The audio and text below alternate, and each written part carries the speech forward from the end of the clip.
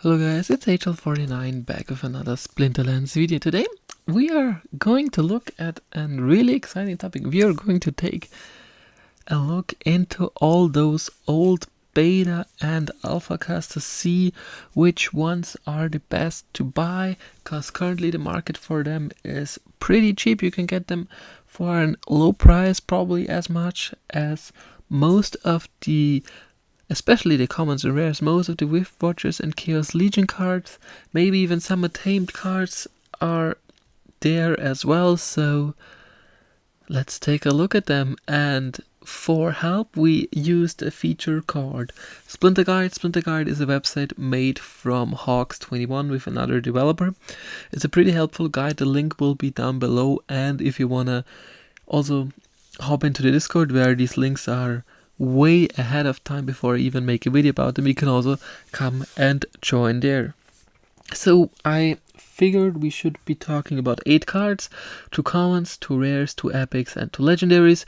We are going to take a look at the gold rig, because I think most of guys are playing in gold. And let's start with the Silver Shield Knight and talk a little bit about it, why he is that good. I already prepared everything. If you want to get a gold card, it costs 24 bucks approximately, and if we do it all cards, Rift Watcher cards are 14, dice are 13 to 18, untamed are about 16 to a little bit more, and basically they are nearly as valuable as all those untamed and later cards, so that's kind of cool that we can play them. So now let's take a look at the Silver Shield Knight. Wow. It seems a lot of people recognize this card is very, very strong. Personally, I think because of the piercing inspire and trample, this card is very strong in melee only rule sets. If you want to have a similar effect and you're playing in Diamond, you could play the reward card, the Chaos Legion card that came out. That's also a pretty similar card that you can probably utilize. I don't know if it's a common, but I know it's a life card. And there it is, the Chaos Knight. At max level, it also got Inspire, Giant Killer, and Shield. So pretty similar combination, also boosting your melee monsters. But hey, let's look at wild cards. So, the Silver Shield is such an amazing card. It's interesting to see. Really interesting that this card is so good. I didn't assume that. I haven't even rented this card if I played in Wild, but hey. Let's hop into the next one and let's see how important and how much this card costs. Okay, there we also see the abilities with Opportunity, Flying, and Scavenge. This card is a beast. I love it. I play it sometimes. It's an amazing card to have, and I really enjoy using it. I have to admit, it's one of my most favorite cards of this series right now, and I really acknowledge the strength of it. Let's see how much this card is going for. Hopefully it's not that expensive. But it seems it's also a pretty expensive card. Oh no, there we have it. It's only 35 bucks? 35 bucks for a level 8 copy with 2 damage, 5 speed and 3 health.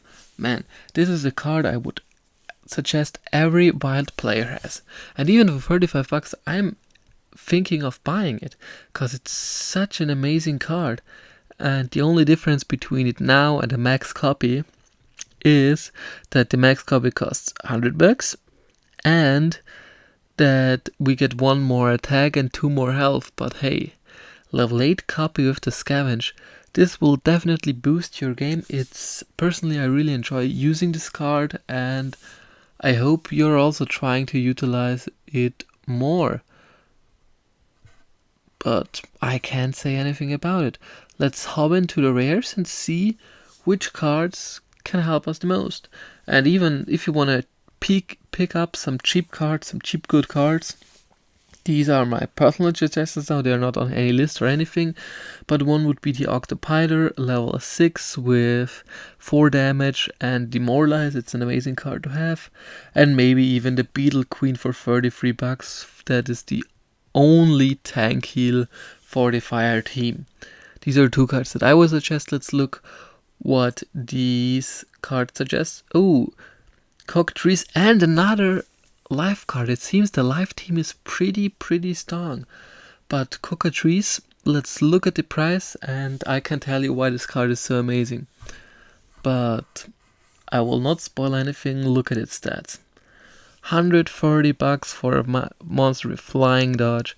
Imagine adding a blind, this card will dodge anything. 2 mana, 1 damage, 5 speed, 4 health. Amazing card. Really amazing card to have. But personally I would say this is too expensive and I would rather move on to the next one and see if this card is more affordable. But as you noticed, it seems the prices are still down, but it's still very expensive. Hey, 50 bucks. That's not a lot. Actually, it's kind of okay for a level 6 copy. Even though you have 2 attacks, so basically 4 attack with sneak. Adding the poison, you have a potential of doing 6 attack in the back line, which is substantial. Maybe even getting Inspire with the first card we took a look at. And even if we look at the Splinterlands share, it's still a 7.7, which is pretty strong. And if you're looking to get it in the lower leagues, is also strong in the lower leagues. So definitely try picking up a Silver Shield Assassin, because this card is amazing to own. Let's quickly go to the rares, and wow, there's a card that I haven't even thought existed. I knew that the Serpent of Flame is amazing. I totally knew that. But I didn't know the Raging Impaler was that strong. And I actually don't even know that card. I haven't played it ever, I think. And I don't know why. It costs 900. What the... Basically... Piercing and Rage and Shield. That's amazing. Whoa. This card is actually amazing, but... I wouldn't recommend to you that you buy it. Like 23 bucks, $900.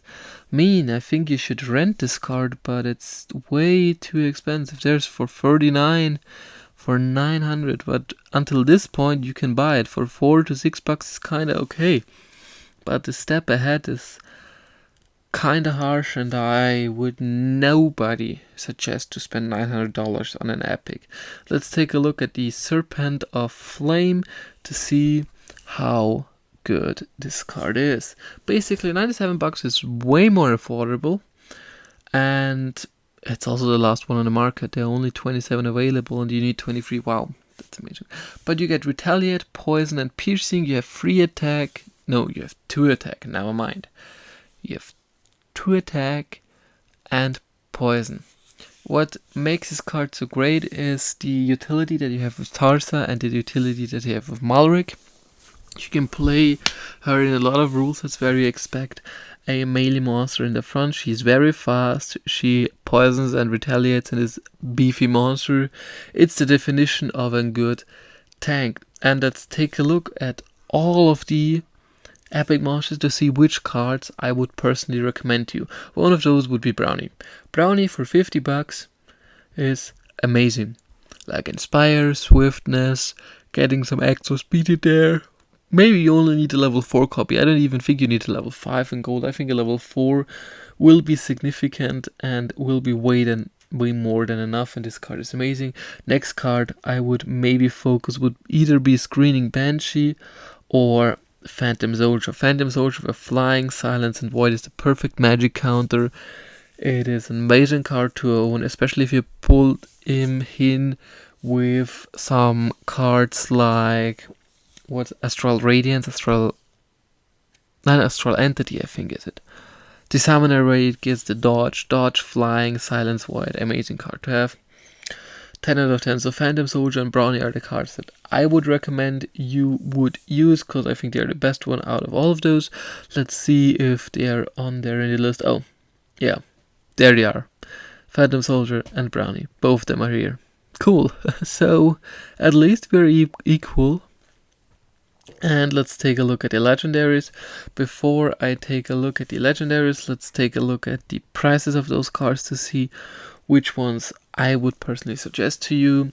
I would go for a Sacred Unicorn with Trample, Piercing, Heal. It's a really good mana tank, especially if you pair them up with a Shield Bearer and some other taunt monsters that can boost this card a little bit. Amazing. I would think about Spirit Miner, I would think about Lord A, I would think about the Kraken. Those are cards that I think are personally amazing. I'm also of the opinion that the Fallen Spectre is a card that's pretty helpful and strong with the flying, Demoralize, and the Headwinds. It's also a good card. And if we go down there, for me the prices are way too much. And I would personally stick to Spirit Minder, Unicorn, Lot A, and the Kraken. Those are kind of affordable. Maybe even a Rule of the Seas, which is a really, really strong card, but it's way too expensive. Let's look at the Splinter Guide value. So we have the Spirit Mind of the 1 and the Spirit of the Forest, the 2. Rule of... Oh, man, I'm kind of equal with those. So Spirit Minder, Spirit of the Forest, Kraken, Rule of the Seas. And Lord A is there. So basically all of the cards I suggested are here. The worst card, oh, Fallen Spectre is doing so bad. Yeah, it seems you shouldn't buy a Fallen Spectre, but let's quickly take a look at the price of the Spirit Miner and the Spirit of the Forest and go through their abilities quickly to see what is their purpose. And I definitely can say the purpose of him. Dodge, Swiftness, Blind. Amazing. Just put him in any rule set where you want to have speed, put him in there. 10 out of 10. One of the best cards to play, one of the best cards to have. Amazing. Really an amazing card. Now the second one has been the Spirit of the Forest. And I even know the abilities. It had Tank, Heal, Snipe, and Shield. And these are some abilities that are even flying. I forgot something. Yeah, this is just an obnoxiously strong card. And if you don't see it about the abilities, I think you should maybe learn a bit more about the game. But Tank, Heal, Protect, man, oh man, oh man, oh man. Pull him up with a Queen Visalia, get the backline heal, get the frontline heal. Oh, so many combinations that are so strong with this card. Especially with Prince Ren, where it gets even more speed and more attack and more health. Amazing. Yeah, Spirit of the Forest. It's very, very strong card. But I would personally stick to the Unicorn, to the Miner, because those two are cheaper, and then maybe put in the Kraken. I think those three combined have a better utility than only one card. That's only my opinion. So let's see where the Unicorn is. Unicorn is still a 7.9, a 7.7. But if you take a look at all cards, it's basically the Spirit Miner, Cockatrice, and then we have the Kraken with an 8.6, which is kind of strong, and the Silver Shield Knight. So basically the Life and the Green team are very strong splinters. And what I want to look at is how much is a Kraken. Yeah, it's 110. So basically get a Spirit Miner, get a Kraken, and then build in an Earth card like the Screaming Vulture, and you have way more utility than only buying a Spirit Miner. But that's all your business. I won't interfere with you and just giving you the insight on the best cards. If you all want to see a part 2, even in silver, or maybe in diamond and champion, or maybe we change the format and go to modern and look at the best modern cards in silver, or yeah, I think it can be really, really interesting to see what we have. Maybe even look at the Insidious Warlock with a 3.1, one of the worst cards out there, as well as the Temporal Master and the Hunter Jacks in gold. But if you look at diamond, it's something different. It's still okay, it's not different, but hey, best one, Korra. of course. Hey, that's going to be it. I hope you guys enjoyed. If you do, feel free to like and subscribe. And I would love to hear your comments I would love to hear your opinion in the comments down below. Tell me what you think about it. Tell me which cards I should go over next. And I wish you an amazing rest of the day. Bye.